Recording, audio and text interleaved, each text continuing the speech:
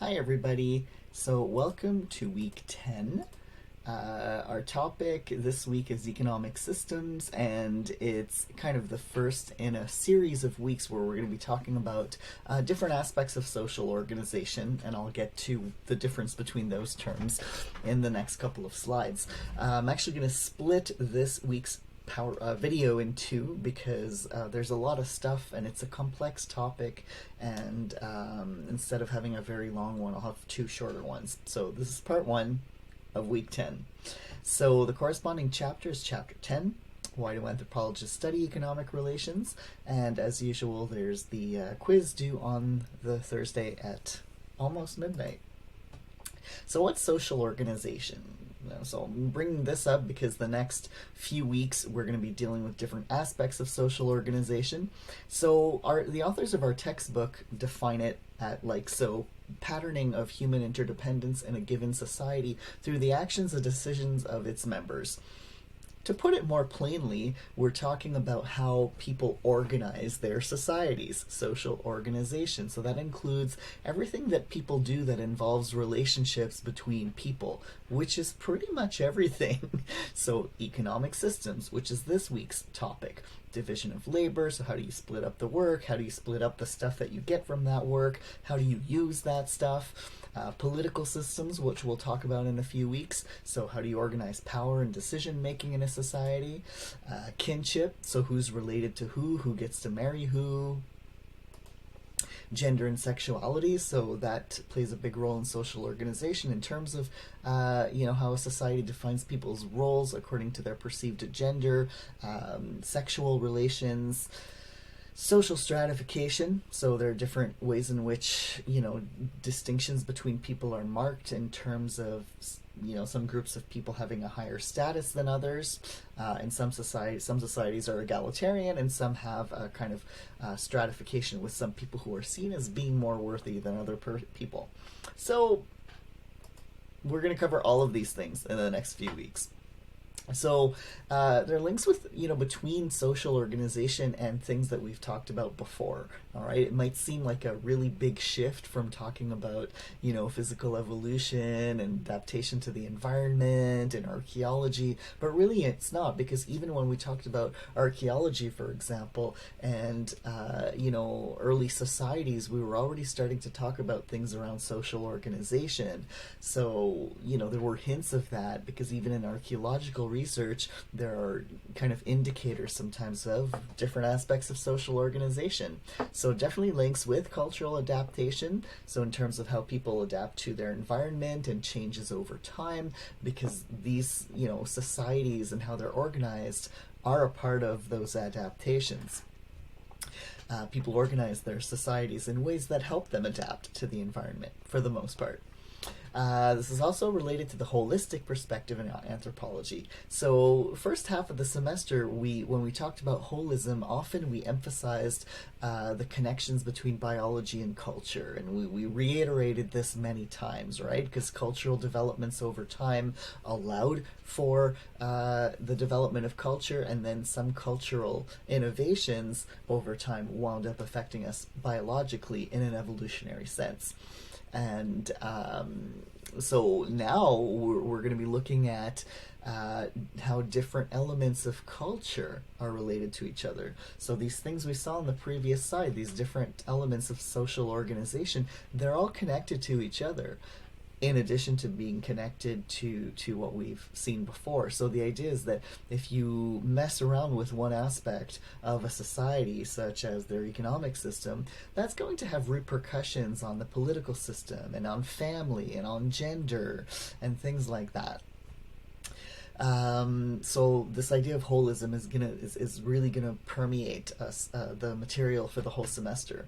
Symbolism and meaning. So last week, so week 9, we talked about language and communication, and obviously symbolism was a central concept there. And so if some of you like to look at kind of the story arc of a course and are going, hey, before the break we ended off, we're talking about this very material stuff about culture and adaptation and subsistence and how people get their food and, early domestication of plants and animals, and then whoa, language. And now we're back to talking about, material stuff. And so, well, there's a reason for that. Because, yeah, we're talking about economic stuff that's very closely linked to subsistence, which we talked about in week 8, then week 9 language. But the thing is that when we talk about anything around social organization, including economics, political system, gender, what have you, it's all about the meaning that it has for people. Okay, and we'll see this in the slide and in the video today, in the material you're going to read, where it's never just about food and resources and money. There's always symbolism, there's always meaning, because that's what people do. We give meaning to things. And the ways in which work is split up, the ways in which things are distributed, the way in which power is distributed, gender identity, stratification, like these things are all meaningful in the sense that they mean things to people. So this is going to come up, and if we were in class, we'd go into more depth on that. But we're doing what we can here. So economic anthropology is a kind of a subfield of cultural anthropology, which is our main subfield for the rest of the semester. And there are people who specialize in economic anthropology, and they're concerned with studying how people make a living. All right, how humans make a living. And, we're not just talking about making a living in the Western sense when we're like, oh, what are you going to do for a living when you get out of college? What kind of job are you going to get? That's what we usually mean, right? I make a living by teaching at Vanier.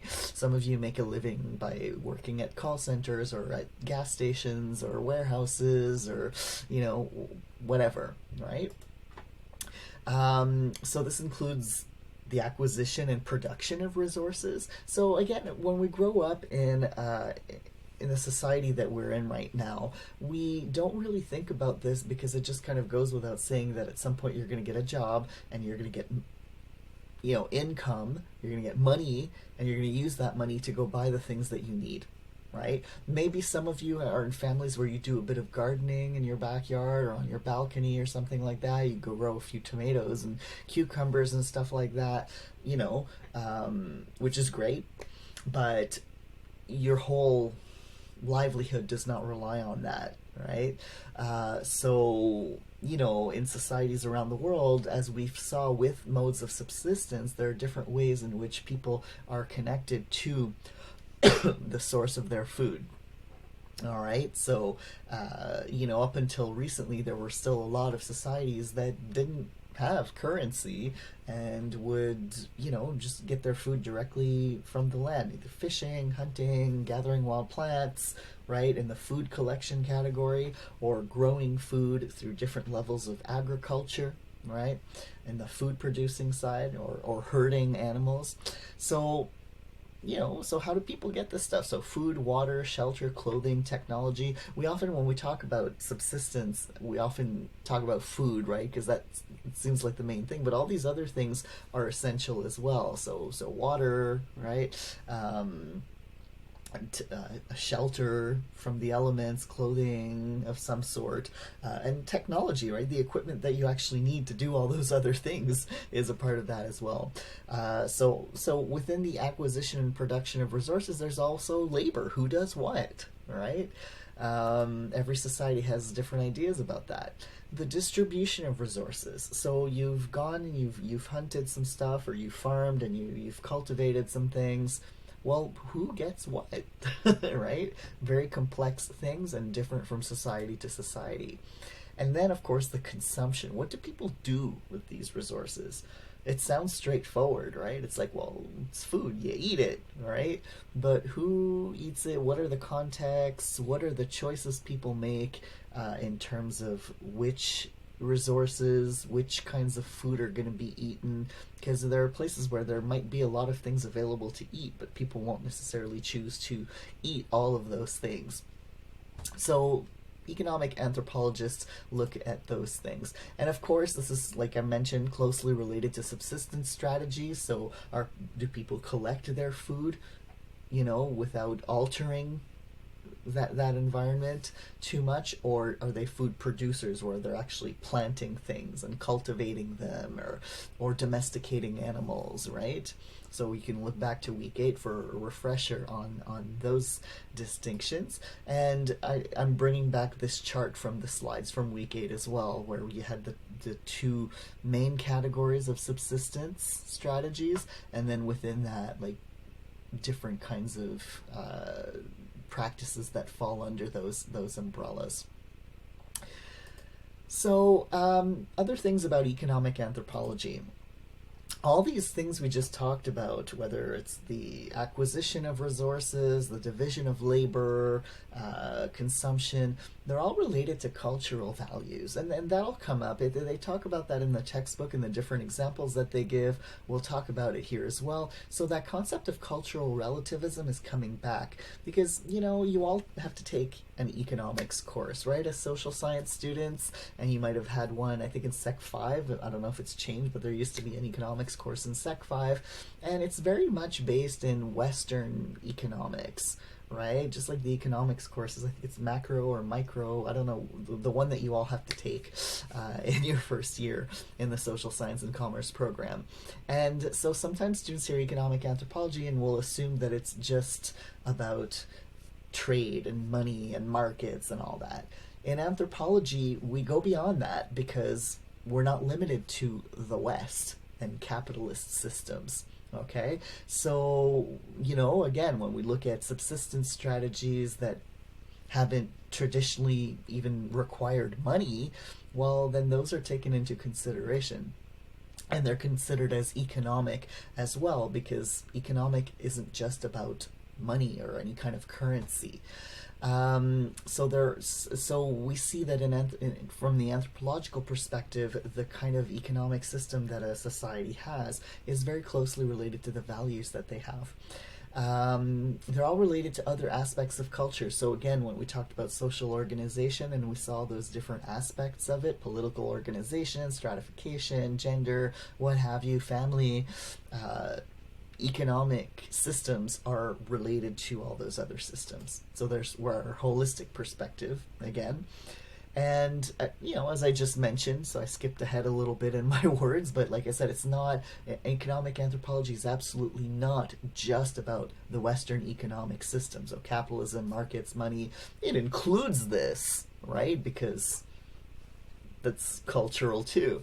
And also in anthropology, there's an acknowledgement that the Western economic system has really affected most societies in the world through colonization and globalization.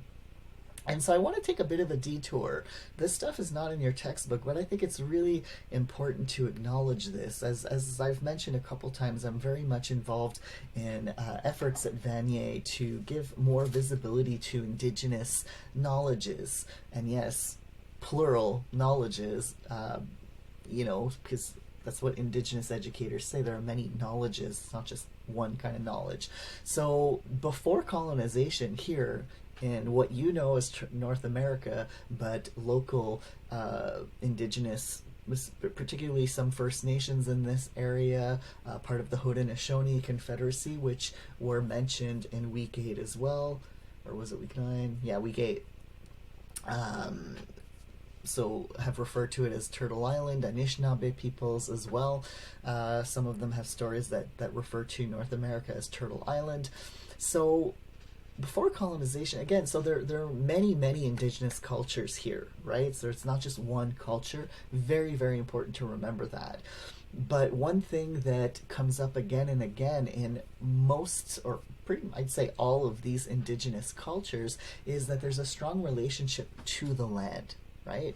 And when we say the land, we're not just talking about the ground. We're talking about everything that's alive, right? Or that's considered alive. Animals, plants, the earth itself, waterways, so rivers, lakes.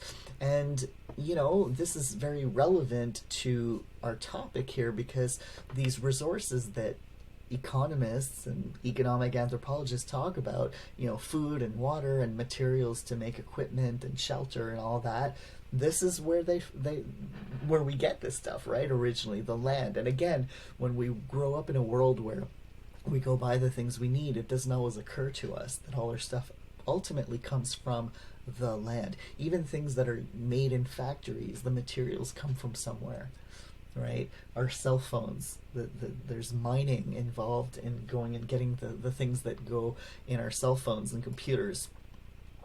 So the other aspect, another part of world views in various indigenous societies is that there's this relationship of reciprocity between nations, so between groups of people, right? So there would be exchange of things, so things that weren't found in your area you could trade with another group, right? So that's an economic relationship. It's also a cultural relationship, but also people consider themselves to be in a relationship of reciprocity with the land. So there's this idea where people take care of the land in exchange for the land taking care of them and providing them with nourishment, not just physical nourishment in the form of food and water, but also emotional and spiritual nurturance. Okay? So, of course, conflicts happened even before colonization because humans are humans, but people would make agreements. So even before colonization, there were treaties between different nations here. Okay, so one example of that is the Haudenosaunee Confederacy, which in high school you probably heard referred to as Iroquois, but their actual name is Haudenosaunee. Consists of today 6 nations. Originally there were 5 First Nations who were part of the Haudenosaunee Confederacy. And there were other groups who had agreements between themselves for peace and allyship and trade. Now, this reflected into early relations with European explorers when European explorers started to come in more massive quantities.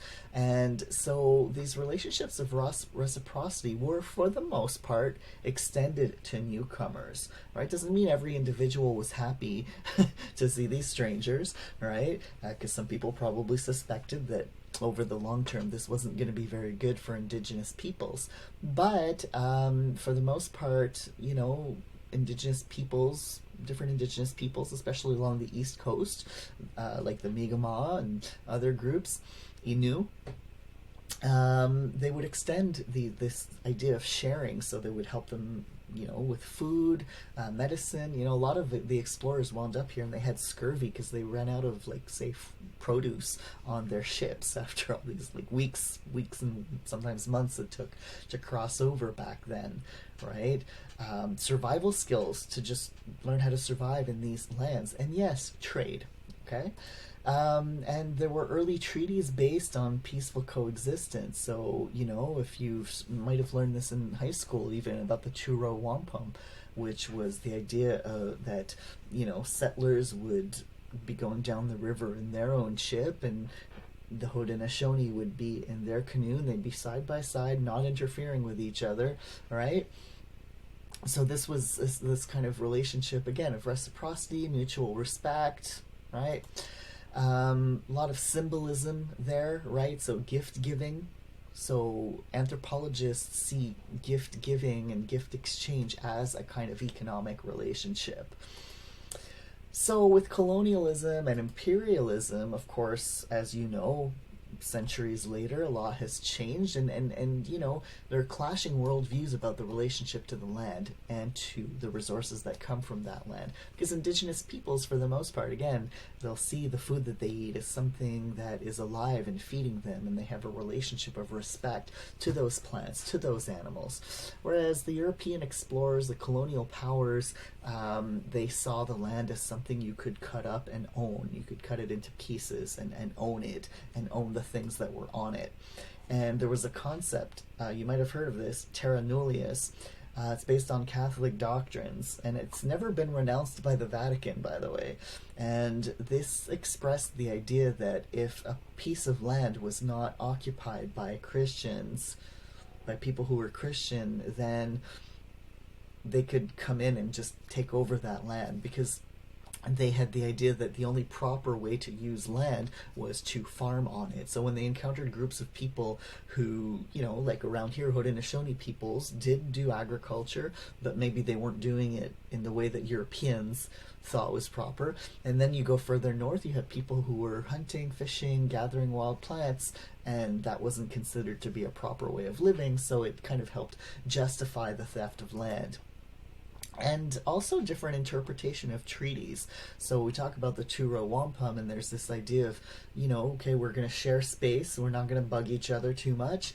Whereas in the European mentality, a treaty meant that indigenous people were giving up the land rather than sharing it.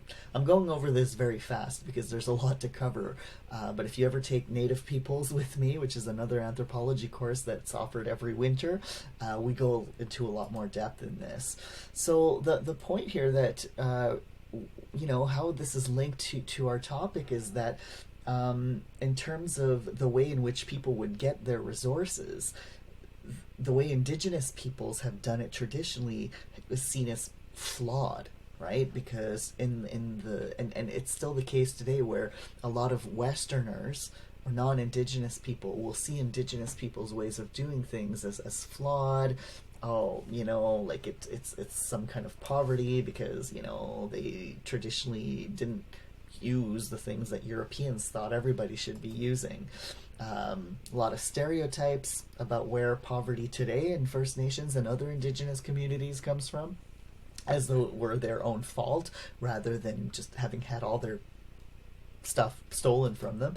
And so then there's the idea that the dominant monetary and land ownership system is inevitable and natural, right? So again, when we grow up in a worldview, we don't tend to question it until we're confronted with something very new and very different. And so in the West, there is that idea. So when people think about indigenous ways of doing things, it seems like, oh, well, that doesn't make any sense to the Western mind typically, right? So the idea that no, land is something you can own, you can pay money for it, and then own it, and everything that comes out of it is not something that existed here before colonization.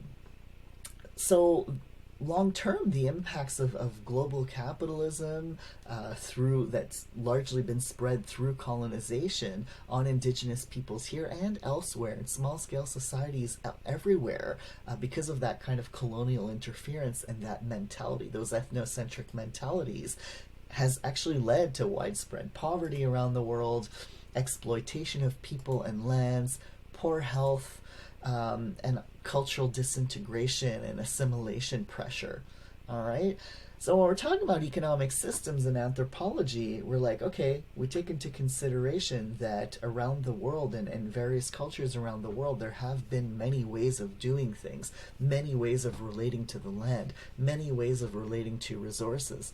But today, because of colonization and globalization and global capitalism kind of spreading everywhere through those mechanisms, a lot of people who were doing fine before colonial interference or before globalization and these multinationals who would come in and exploit people, they were doing quite well for themselves. Even if they didn't live by what Europeans considered to be the ideal standard, they were doing fine according to their own worldviews and according to their own needs. So it's really important to remember all that, because they won't really talk about that in your economics course. They're sticking to the Western model as though it were the ultimate model. So take that into consideration. So what are some aspects of economic systems according to anthropologists? Well, the one that is talked about the most is modes of exchange. Now, modes of exchange, this happens, after resources have been acquired or produced, and we're looking at how resources are actually distributed within a population or within a society. Who has access to what? How do people get things that they need that aren't available in their environment is another aspect of it. So here we're talking about modes of exchange like across societies sometimes. And how does this happen when there's no money system? There hasn't always been money, and even since the invention of currency, maybe, I don't know, 4,000 years ago or something like that, up until recently, up until a few decades ago, there were societies in the world that still mostly existed without money, or maybe they had access to it, a little bit of it, but it wasn't their main economic system. So in anthropology, we tend to talk about three main forms of modes of exchange, three main modes of exchange: reciprocity, redistribution, and market exchange. And these three can coexist. So today, market exchange, which is the kind of thing you talk about in your economics courses or in your commerce and business, those of you who are in commerce, that's become very widespread, and as we saw, has led to a lot of cultural damage in a lot of places. But these older forms, these older modes of exchange, reciprocity and redistribution, they still exist in a lot of places, even alongside market exchange.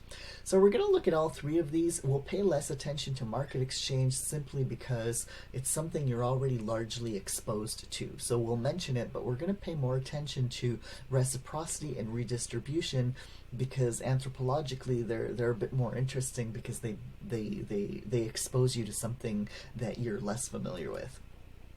So let's start with reciprocity. Now, even this category is subdivided, all right? So we're going to look at different kinds of reciprocity. So reciprocity is it's similar to the idea of sharing, and it's better explained by looking at examples of types of reciprocity. One thing to know is that, and I should add that there, it doesn't necessarily involve money, right? It can, but it doesn't have to. So first we have generalized reciprocity, and here is where you're giving without expecting an immediate return from the person you gave to, or a return of equal value. Okay, so similar to the idea of what goes around comes around. And if somebody's ever given you a favor, they've given you a ride, and you offered to help pay for gas, and they're like, no, someday you'll help somebody else, right? It's similar to that, and we'll go into more detail soon. Then there's balanced reciprocity, which there is an expectation. So the word balanced, right, says it all. It's like there's expectation that person B will give something back to person A, right, of roughly equal value. It can be similar to barter or trade, right? And usually there's kind of a time that's expected, a time limit or rough time limit. There's negative reciprocity, where you're trying to get the better of someone, either by trying to cheat them or steal from them or something like that. So and again, any of these can exist with or without money. Let's look at generalized reciprocity. It's easier to explain it through examples. So in the textbook, there's quite a bit of discussion about the chikuansi, the slash and the apostrophe. So in their language, they have clicks, different kinds of clicks. It's really beautiful to hear. I can't replicate it. It's very difficult to distinguish between the different kinds of clicks, but these are sounds within their language.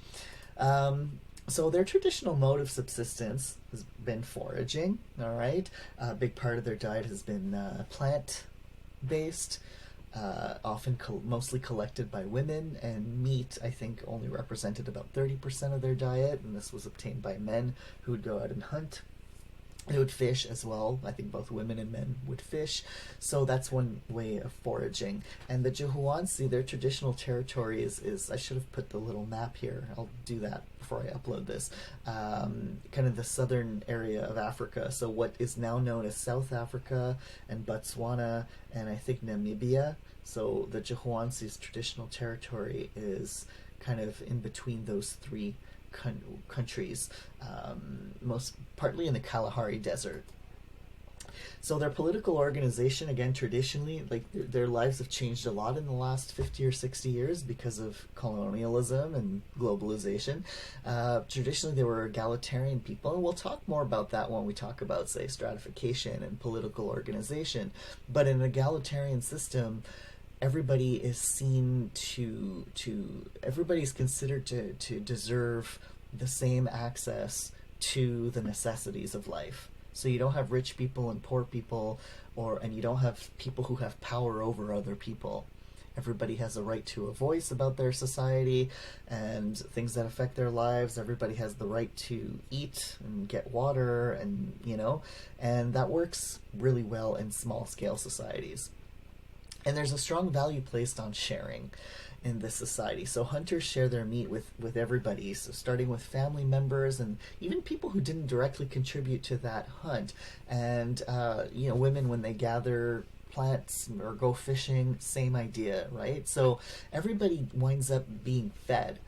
And the idea here is that, it's not completely selfless. You want everybody to eat because everybody's interdependent.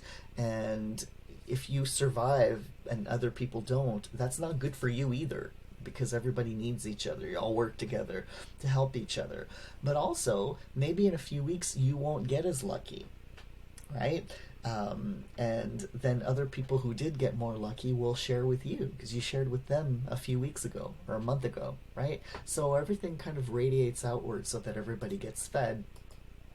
And there's this idea of social credit, right? So there's a negative view of greed in this kind of society. This is very typical of foraging societies, by the way. There are variations in how things are expressed or at the practical level, but often it comes back to this idea. And there's a negative view of greed or stinginess, right? People who are seen as hoarders, people like in some societies, the Dene, for example, you could be accused of being a witch, right? Because you're doing something to have all this stuff when everybody's supposed to have equal amounts of stuff. You're doing something wrong, right? So you're seen as a bad person, and in a small society where everybody's interdependent, to be seen as a bad person might lead to you being ostracized, which is not very good if you are relying on your group to survive.